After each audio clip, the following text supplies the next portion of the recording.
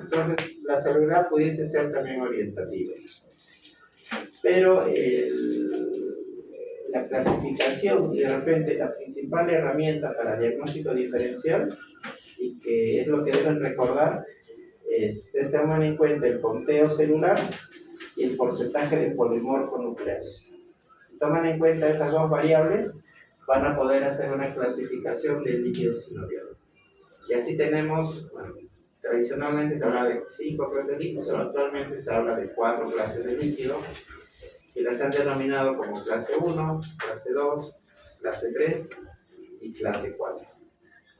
Clase 1, también llamada no inflamatoria, clase 2 inflamatoria, y clase 3 séptica y clase 4 hemorrágica. Estas son las 4 clases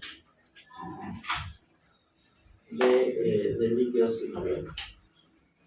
En el caso de las 3 primeras clases, van a haber un aumento de la celularidad a medida que vayan avanzando.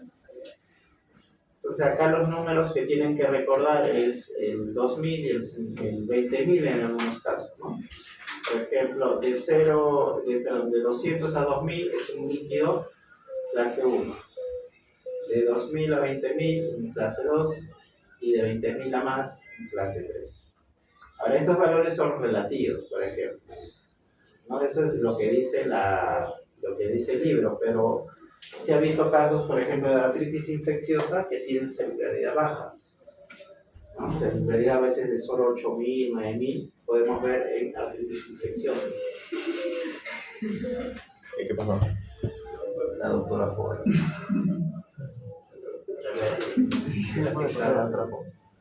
No, un sticker. Está abierto el TikTok, pero... A ver, las fotitos. Era el teléfono. La primera vez para que vean. Todo eso abierto. Ah, no, ya se acabó. Ya acabó, gracias. ¿Cómo que acabó? Es que se estaba yendo a las otras, no estaba regresando. Ah, está como un video. No, es que estoy avanzando en mis carreras.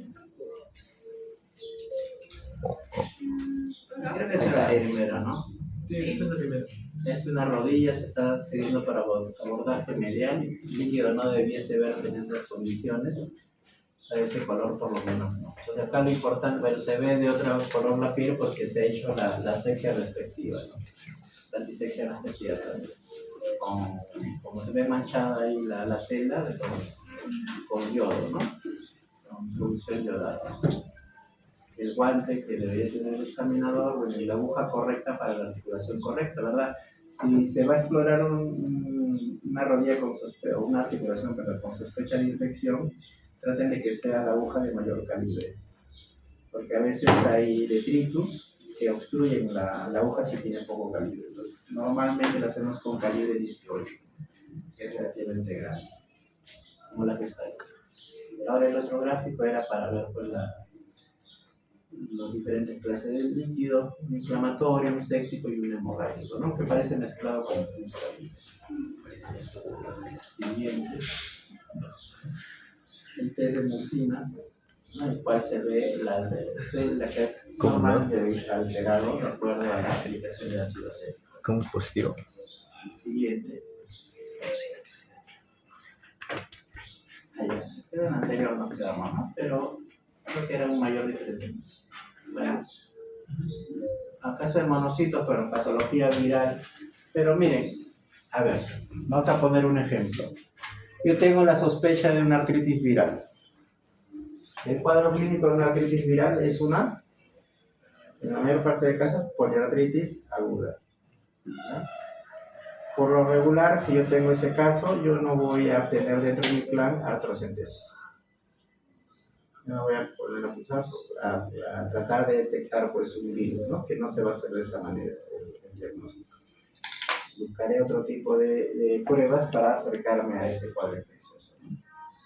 Por ejemplo, si yo busco a un paciente que tiene, vamos a ver, artritis reumatoide, el principal herramienta de diagnóstico, un paciente que tiene clínica poliartritis crónica, yo que le pediré pruebas inmunológicas. De repente una radiografía del área comprometida para ver daño. No será mi principal prueba de apoyo una artrocentesis.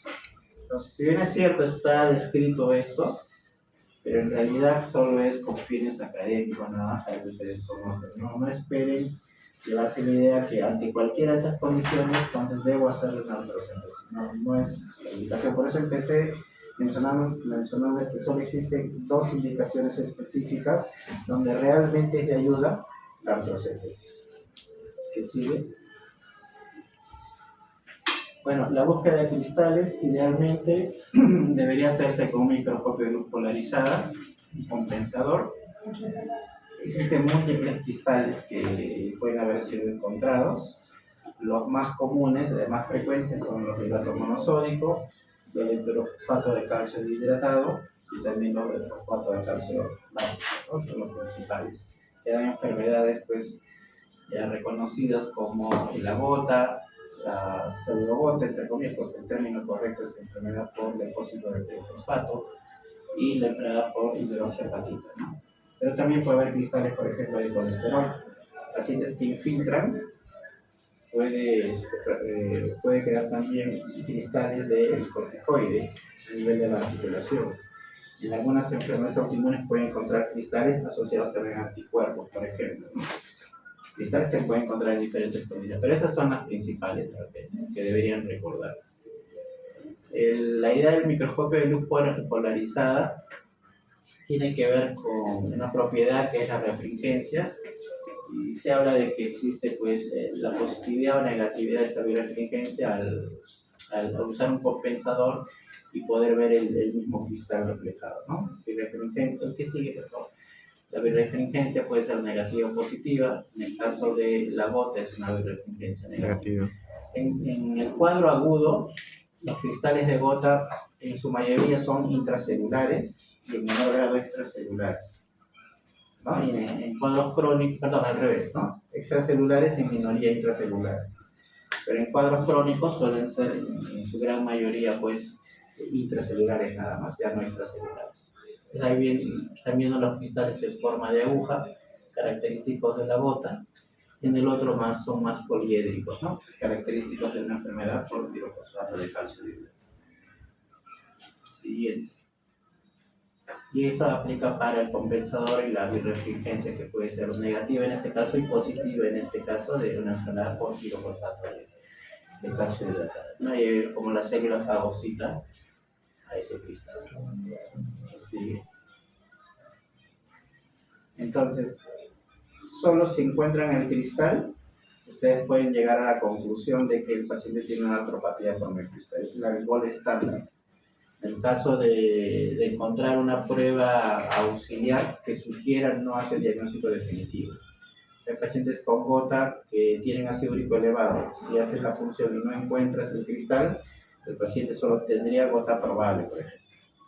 Si tiene la clínica sugerente, ¿no? O si no, también para otros cristales aplica. El microbiológico es lo otro que deben solicitar en estudio líquido sinovial, que es un granicultivo. Para los gérmenes de mayor frecuencia, que son estreptococo y estafilococo, el gran tiene buen rendimiento, ¿no? Cerca de 3/4 de los pacientes tendrán un gran positivo y un cultivo que lo refrenda. En el caso de otros gérmenes, por ejemplo, bacterias gram negativas o anaerobios, hay menor rendimiento del gram. Entonces, va a depender mucho de la condición del paciente y de lo que está sospechando para poder, pues, nosotros ver o no darle valor al grano.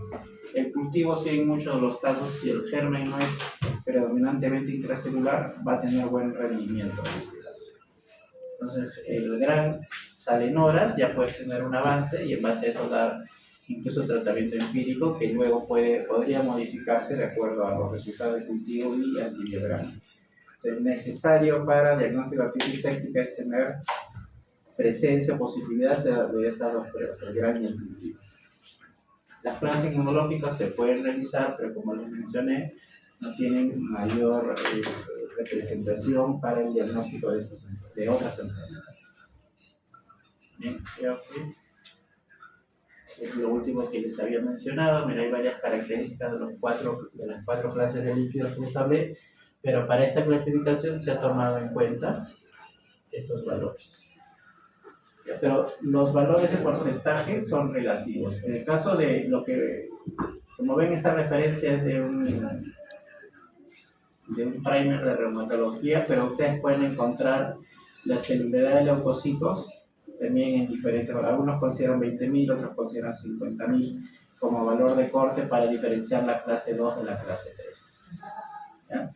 El diferencial sí, en esto casi no tienen mayor diferencia.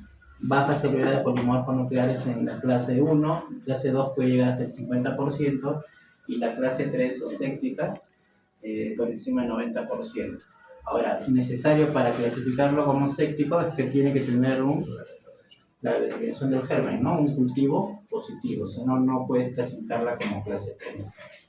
Y la clase 4 no importa el porcentaje de leucocitos ni el diferencial, sino la presencia de sangre en este nivel. Recordar de que en el caso de por la ausencia de fibrina, si realmente es una hemartrosis, ustedes extraen líquido y no coagula, o sea, la sangre, pueden verlo de repente y no coagula la sangre, eso realmente sí es articulado. Pero si ustedes punten y ven al minuto y ya hay un coágulo de repente en la parte de la punta o con un sobrenadante, ha sido traumático la presencia de sangre. Es una forma de diferenciar la coagulación o no de la muestra que están tomando. Bien, ¿y para qué nos sirve esta clasificación? Para la siguiente diapositiva, que les puede ayudar como un diferencial, ¿no? Por lo más fácil, ¿no? Si sale clase 3, no ayuda, solo hay un diagnóstico diferencial, que es que sea infeccioso, principalmente bacteriano. Acá no estamos hablando de virales, no estamos hablando de, por ejemplo, parásitos, micobacterianos, principalmente bacteriana, con las características de celularidad que hemos mencionado. Si hablamos de la clase 2, son todas las que se encuentran en sus sílabos, todas las enfermedades inflamatorias, AR, lupus, espondiloartritis, artropatía por cristales. Pues todas te dan un líquido muy similar. Por eso es que no tiene mayor sentido hacerle una punción a una R, porque no la voy a diferenciar, por ejemplo, de una tira reactiva.